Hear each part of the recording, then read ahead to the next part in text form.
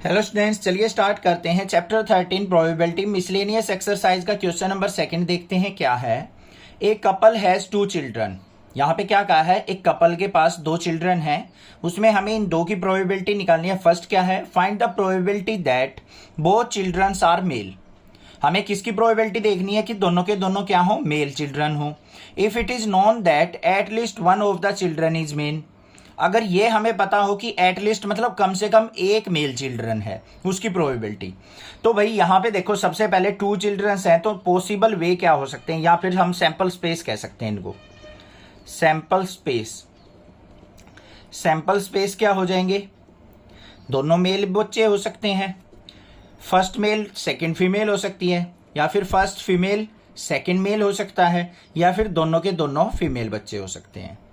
ये हमारे sample space हो गए, कोई दिक्कत नहीं होनी चाहिए। अब फर्स्ट पार्ट के अंदर आ जाओ।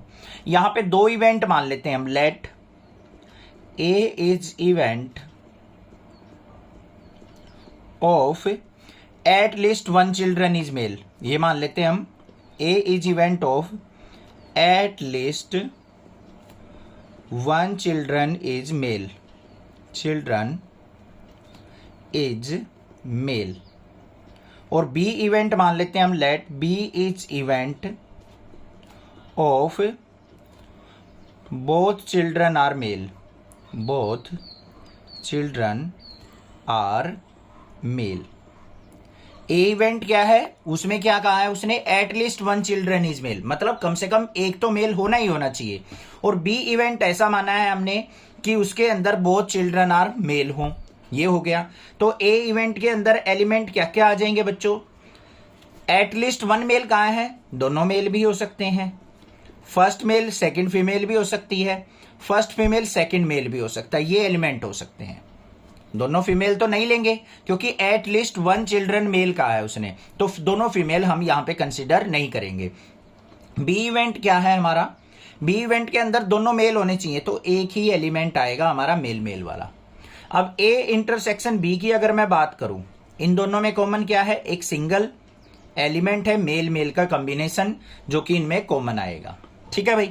अब देखो यहां पे प्रोबेबिलिटी ऑफ ए इवेंट क्या हो जाएगी, ये जो ए इवेंट था इसकी प्रोबेबिलिटी क्या होगी।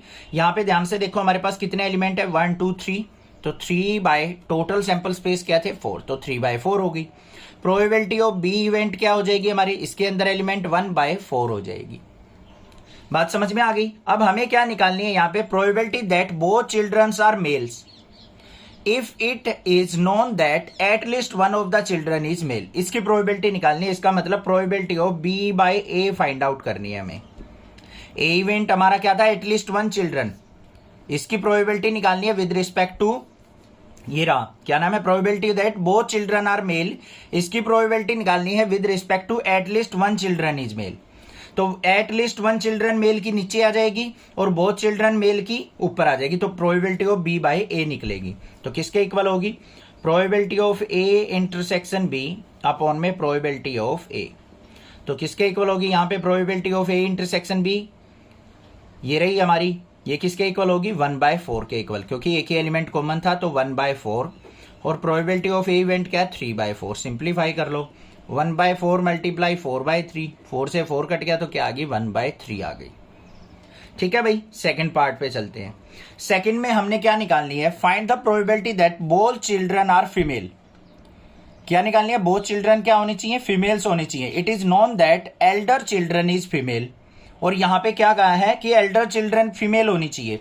तो भाई यहां पे देखो ए इवेंट क्या हो जाएगा हमारा, यहां पे क्या कहा है उसने, probability that both childrens are female और it is known that elder children is female. तो इसको हम ए मान लेते हैं, एल्डर चिल्ड्रन फीमेल होना चाहिए, तो ये इवेंट आ गया फीमेल का, और हमारा क्या हो सकता है, मेल हो सकता है, और दोनों फीमेल भी हो सकते हैं। तो एल्डर हमारा फीमेल आ रहा है। बी इवेंट मान लिया हमने, उसमें मान लिया हमने दोनों फीमेल, तो एफ इवेंट हो गया। अब यहाँ पे प्रोबेबिलिटी ऑफ ए इवेंट की अगर मैं बात करूं तो 2 एलिमेंट है, 2/4 हो गई, मतलब 1/2। प्रोबेबिलिटी ऑफ बी इवेंट की अगर मैं बात करूं, यहाँ पे एक ही एलिमेंट है तो 1/4 प्रोबेबिलिटी होगी। हमें निकालना है यहाँ पे probability of B by A, किसके इक्वल हो जाएगी, probability of A intersection B upon में प्रोबेबिलिटी ऑफ ए। सिंप्लीफाई कर लो, ए इंटरसेक्शन बी क्या आ गया यहाँ पे, ए इंटरसेक्शन में दोनों में कॉमन क्या है, एक ही एलिमेंट है, तो 1/4 प्रोबेबिलिटी हो जाएगी, और प्रोबेबिलिटी ऑफ ए क्या है 1/2, 2 2 जा 4, तो क्या आ गया यहाँ पे आंसर मेरे पास 1/2 आ गई प्रोबेबिलिटी। क्लियर हो गई बात, समझ में आ गया होगा, कोई दिक्कत नहीं होनी चाहिए। कोई भी प्रॉब्लम लगे आप मुझसे पूछ सकते हैं, अदरवाइज चैनल को जरूर सब्सक्राइब कर लें। Thank you students for watching next classes video. Love you students.